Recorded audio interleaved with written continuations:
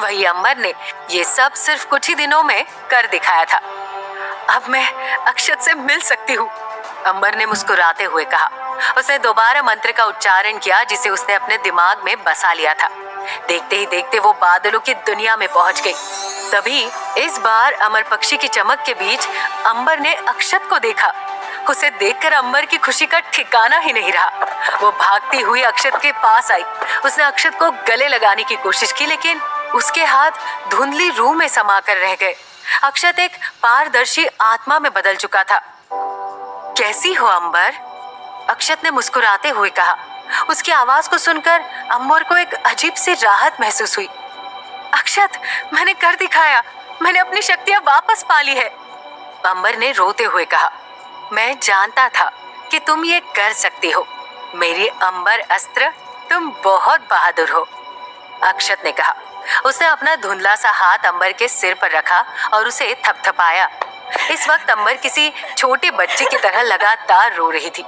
अक्षत को अभी पूरी तरह से इस दुनिया में आने में वक्त लगने वाला था, लेकिन अंबर बेसब्री से उस दिन का इंतजार कर रही थी। तभी अक्षत ने अंबर से कहा, तुम्हें वो सब पाना होगा जो तुमने बचपन में खो दिया था। राठौड़ परिवार का नाम, इज्जत, रुतबा, सब कुछ जो माया ने तुमसे छीन लिया था। ये सुनकर अंबर ने हाँ में अपना सिर हिला दिया। माया ने उसकी जिंदगी पूरी तरह बर्बाद कर दी थी। अब तक अंबर को बहुत दुख सहने पड़े थे। वही माया ऐशो आराम की जिंदगी जी रही थी। तभी अंबर अक्षत से बोली, मैं तुमसे पहले की तरह उस काली पहाड़ी पर बैठकर बातें करना चाहती हूँ। उसकी आवाज में एक डर था। अक्षत ने उसकी बातों को सुना और एक गहरी सांस ली। वो जानता था कि अंबर को उसकी रूह को वापस लाने के लिए बहुत खतरनाक सफर तय करना होगा। अगर तुम चाहती हो कि मेरी रूह इस दुनिया में वापस आ जाए, तो तुम्हें खतरनाक मिशन पर निकलना होगा, अक्षत ने कहा।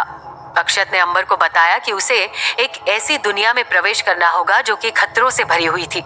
इस नई दुनिया का नाम था अंधकार लोक। ये दुनिया असल दुनिया की तरह ही थी, लेकिन यहाँ समय के चक्र की गति अलग थी। यहाँ की जमीन नरम काली घास की परत से ढकी हुई थी, जिसके नीचे खतरनाक दानव और अजीबोगरीब जानवर छिपे हुए थे।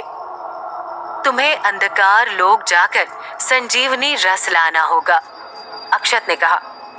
संजीवनी रस अंधकार लोक की जमीन के नीचे दफन है, जिसे खोदने पर ही हासिल किया जा सकता है। लेकिन इस जगह की सुरक्षा एक बहुत ही खतरनाक दानव, मृत्यु राक्षस करता है। अमर पक्षी ने अंबर को